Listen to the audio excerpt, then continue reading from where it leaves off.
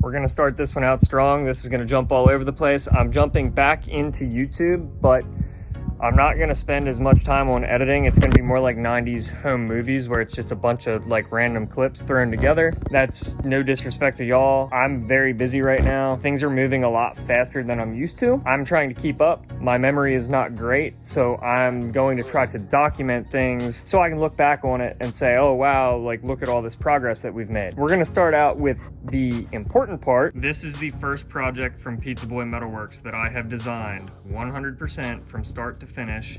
There is not a part on these that I did not make other than the Willwood master cylinders and the hardware. I originally designed these with a Heim joint. I wanted a full billet handle with as minimal play as possible. I made the Delrin bushings. I made these instead of a Heim. They have a pin that holds them in there. Everything is exactly how I want it to be. If y'all need a good anodizer, go to Chris logomotorsports.com. He is Pittsburgh based. He is the trifecta of good, fast, and cheap. You normally have those three things. You pick two. Chris is three. All of the color schemes on these are different.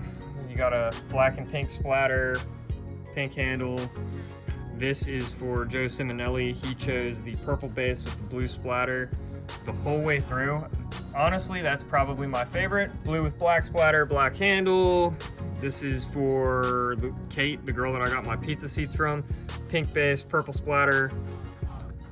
Full pink, still available. All turquoise is gone. All purple is Matt Fiella.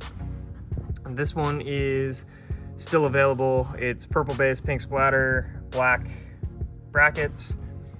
This one's actually special. You don't see any logo on here. That is one of the deep sleep handles. It's going to get engraved on the backside too, after anodized, so you'll be able to see things. This one is still available. It is all black with green splatter. And then you got your pink and blue with a black handle. Oh look, you got the Fast Cars Poor Choices horsepower and pizza flags. Those are also available. You have your PBMW engraved. I am very proud of these. Not only am I very proud of them because I did them start to finish, I did not expect to get the response to them that I did. I posted the prototype pre-anodizing. I had one assembly. I had multiple handles, but the brackets and everything, I had one. I posted it. I thought I'd get a little bit of interest, and it got shared and shared and shared, and my phone blew up. Friends of friends of friends said, hey, I want one of those. This is the first batch. There's more than this, but they're repeat colorways. I didn't get one for my own car. First batch of handles. There's no handle in there. I will not complain. I will be making another batch. We're gonna call it V1.2 because there's a few things that I want to tweak. I'm happy with the way these came out. The minimal play thing, I just don't like when you go to grab a handle and there's play side to side or any play front to back. There is a little bit of play in these, and the only play in them is right before the master initiates, but they're also not fed with fluid and bled. So till that happens, there shouldn't be any play in them. Time will tell. So if you purchased one of these, thank you so much. I know this video is going to be a lot of talking, but there's a lot of cool things happening, so please stick with me. I intend on getting into more chassis specific stuff as the year progresses into late summer, fall, winter. You'll look back at two of my last videos. They are from SEMA and PRI. SEMA changed my life. PRI just followed that up about a month and a half later. I am busier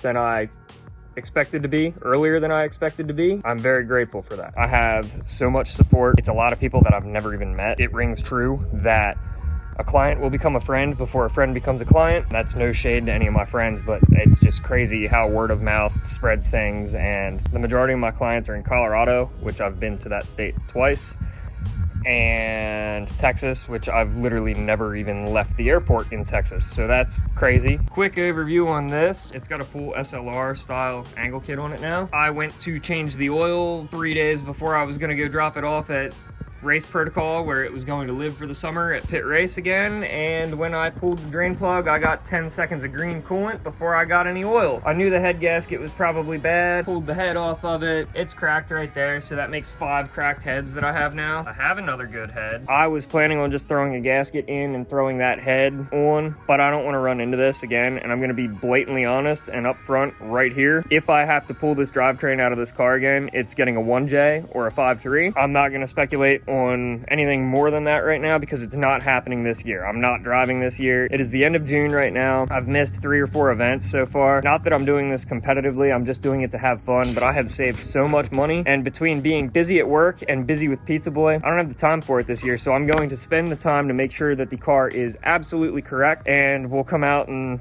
slide with the boys next year. But anyway, where I was going with that is I'm going to take that head to the machine shop. This is the engine that came out of the car. The one that's in it now was a donor that I bought because we tore this one down. The head was cracked and it was just easier to find a $250 motor on Facebook Marketplace. So now if I'm taking the head to the machine shop, my friend Nick and I are going to pull the bottom end apart and I'm going to drop the block off. We will get this surfaced, we will get the head decked. I have ARP head studs, we'll put good gaskets, I'll put new rod bearings in it. We're gonna have a fresh M50 in it. And right back to the Pizza Boy thing is growing. Yeah, I bought this TIG welder. I also signed paperwork yesterday morning to purchase my first new CNC machine. So I have a Haas TL1 lathe on the way that should be here in like a month or a month and a half, and that is a huge milestone for me.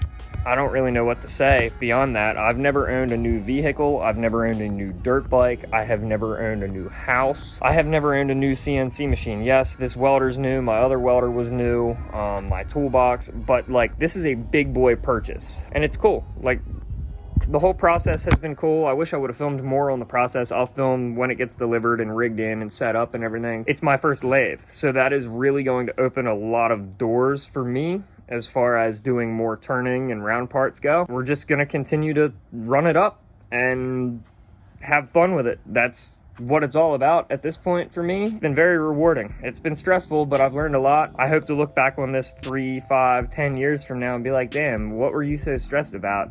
We got 3 new machines coming next week and we don't know where they're going yet. First world problems, man. I forget who told me this, but you gotta judge where you're at in life by the quality of your problems, and I wouldn't trade these problems for anything, to be honest. I'm about to turn 29 in a little over 3 weeks, and that's crazy to me. Not to get dark or sentimental, but a lot of my friends didn't make it to 16, 18, 20. So it's just surreal to me that I'm pushing 30 at this point. And there have been a lot of sacrifices I've had to make the last several years. Wake up pissed off in the morning and things don't seem like they're going right. And then you wake up one day and the sacrifices feel like they're paying off and you can actually see some progress. If you're in that position right now, I promise you, keep pushing, because that door is going to open and the floodgates are going to open and you're not going to know what to do with yourself when those blessings come. Damn, man, so grateful. I love y'all and